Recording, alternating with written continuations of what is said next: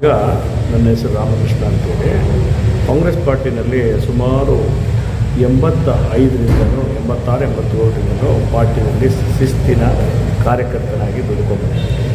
ಹಾಗೆ ಪಾರ್ಟಿ ವಿಚಾರ ಬಂದಾಗ ನಮ್ಮ ಪಾರ್ಟಿ ಎಲ್ಲಿ ಕೂಡ ವೀಕ್ ಆಗಬಾರ್ದು ಅನ್ನೋ ಉದ್ದೇಶದಲ್ಲಿ ಎಲ್ಲರನ್ನು ಸಂಘಟಿಸಿ ಆ ಒಂದು ಕ್ಷೇತ್ರಕ್ಕೆ ಯಾವುದೇ ಒಂದು ಕ್ಷೇತ್ರದಲ್ಲಿ ಇರಲಿ, ಇಡೀ ರಾಜ್ಯದ ಯಾವುದೋ ಒಂದು ಕ್ಷೇತ್ರದಲ್ಲಿರಲಿ, ಆ ಒಂದು ಕ್ಷೇತ್ರದಲ್ಲಿ ನಮಗೆ ಅನುಕೂಲ ಆಗಬೇಕು. ಮತ್ತು ಒಂದು ಸರ್ಕಾರ ಬಂದಾಗ ಎಷ್ಟೋ ಜನರಿಗೆ ಕೆಲಸ ಸಿಗುತ್ತೆ. ಆ ಕೆಲಸದಲ್ಲಿ ಮತ್ತು ಕಾಂಗ್ರೆಸ್ ಪಾರ್ಟಿಯಲ್ಲಿ ಎಲ್ಲ ಒಂದು ಒಳ್ಳೆ ಉತ್ತಮವಾದ ಕೆಲಸಗಳನ್ನ ಮಾಡುವಂಥ ಅವಕಾಶಗಳು ಎಲ್ಲ ಕಾರ್ಯಕರ್ತರಿಗೂ ದೊರಕುತ್ತೆ.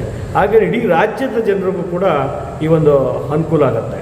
ಯಾವುದೇ ಸರ್ಕಾರ ಇರಲಿ, ಕಾಂಗ್ರೆಸ್ ಸರ್ಕಾರ ಬಂದರೆ ಮಾತ್ರ ಈ ರಾಜ್ಯಕ್ಕೆ, ಬಡ ಜನರಿಗೆ ಮತ್ತು ಹಲವಾರು ಯೋಜನೆಗಳಿಗೆ ಮತ್ತು ಈ ರಾಜ್ಯದ ಅಭಿವೃದ್ಧಿಗೆ, ದೇಶದ ಅಭಿವೃದ್ಧಿಗೆ ದುಡಿತಾ ಇರೋದು ಯಾವುದಾದ್ರು ಇರ್ತದೋ ಅದು ಕಾಂಗ್ರೆಸ್ ಪಕ್ಷ. ಅದಕ್ಕೋಸ್ಕರ ನಾನು ನಿಷ್ಠೆಯಿಂದ ಒಂದು ಪಕ್ಷದಲ್ಲಿ ಕೆಲಸ ಮಾಡ್ಕೊಂಡ್ಬಂದಿದ್ದೀನಿ. ಅದೇ ರೀತಿ ನಾನು ಸುಮಾರು ಎಲೆಕ್ಷನ್ಗಳನ್ನು ನೋಡಿದ್ದೀನಿ. ಅದರಲ್ಲಿ ನಮ್ಮ ಎಂ ಕೃಷ್ಣಪ್ಪ ಅವರು ಮತ್ತು ಪ್ರಿಯಾ ಕೃಷ್ಣರವರು ಒಂದು ಒಳ್ಳೆ ಕೊಡುಗೆನ ಪ್ರತಿಯೊಬ್ಬ ಕಾರ್ಯಕರ್ತರು ಕೂಡ ಕೊಡ್ತಿದ್ದಾರೆ. ಹಾಗೆಯೇ ಕಾಮಗಾರಿ ಆಗಲಿ, ಇನ್ನೊಂದಾಗಲಿ ಎಲ್ಲರೂ ಮಾಡ್ತಿದ್ದಾರೆ. ಅದೇ ರೀತಿ ನಾವು ದಾವಣಗೆರೆಗೆ ಬಂದಿದ್ವಿ ಇವತ್ತು. ಈ ದಾವಣಗೆರೆ ಬಂದಾಗ ಈ ಶಾಮನೂರು ಶಿವಶಂಕರಪ್ಪರವರು ಅವರು ಕೂಡ ತುಂಬ ಒಳ್ಳೆ ದೊಡ್ಡ ಆಲದ ಮರದ ರೀತಿಯಲ್ಲಿ ಬೆಳೆದಿದ್ದಾರೆ. ಹಾಗೆಯೇ ಈ ಕ್ಷೇತ್ರನೂ ಕೂಡ ಅಭಿವೃದ್ಧಿ ಮಾಡಿದ್ದಾರೆ.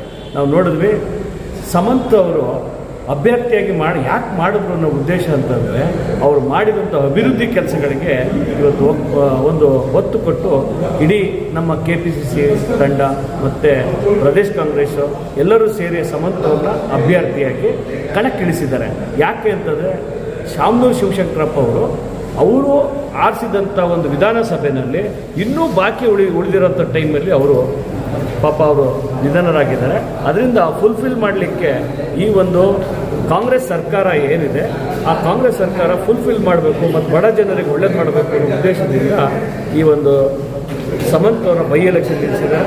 ನಾವು ಕೂಡ ಎಲ್ಲ ಕಡೆ ನೋಡಿದ್ವಿ, ತುಂಬ ರಸ್ತೆ ನಮ್ಮ ಬೆಂಗಳೂರಲ್ಲಿ ಇದೆಯೋ ಅಥವಾ ಇಲ್ವೋ, ನಾವು ಬೆಂಗಳೂರಿಗಿಂತ ಹೆಚ್ಚಾಗಿ ಒಂದು ಅಭಿವೃದ್ಧಿ ಕೆಲಸನ ಮಾಡಿದ್ದಾರೆ. ಅಭಿವೃದ್ಧಿ ಕೆಲಸ ಮಾಡಿದ್ರಿಂದ ಇವತ್ತು ಈ ಒಂದು ಚುನಾವಣೆಯಲ್ಲಿ ಸಮಂತ್ ಅವರು ತುಂಬ ಹೃದಯದಿಂದ ಗೆಲ್ತಾರೆ ಮತ್ತು ಜನರ ಭಾವನೆಯಲ್ಲೆಲ್ಲ ಇದೆ. ಮತ್ತು ಹಾಗೆ ನಾವು ಹಿಂದುಳಿದವರು ಹಾಗೆ ಹೀಗೆಲ್ಲ ಮಾತಾಡ್ತಾರೆ. ಪಾಪ ನಾವು ನೋಡಿದ್ವಿ, ಮೊನ್ನೆ ಜಮೀರವ್ರು ಬಂದಿದ್ದರು ಮತ್ತು ಹಿಂದುಳಿದ ನಾಯಕರು, ಇಡೀ ಹಿಂದುಳಿದ ನಾಯಕರು ಇಲ್ಲಿ ಬಂದು ಕೆಲಸ ಮಾಡ್ತಿದ್ದಾರೆ. ಬಟ್ ಎಲ್ಲರನ್ನೂ ಒಟ್ಟಿಗೆ ತೊಗೊಂಡೋಗುವಂಥ ಸಮರ್ಥವಾದ ಅಭ್ಯರ್ಥಿ ಸಮಂತ್ ಅವರು. ಹಾಗಾಗಿ ನಾನು ನೋಡಿದಂಥ ಒಂದು ಈ ವಾತಾವರಣ ನೋಡಿದಾಗ ನಮ್ಗೆ ಭಾರಿ ಖುಷಿ ಆಯಿತು.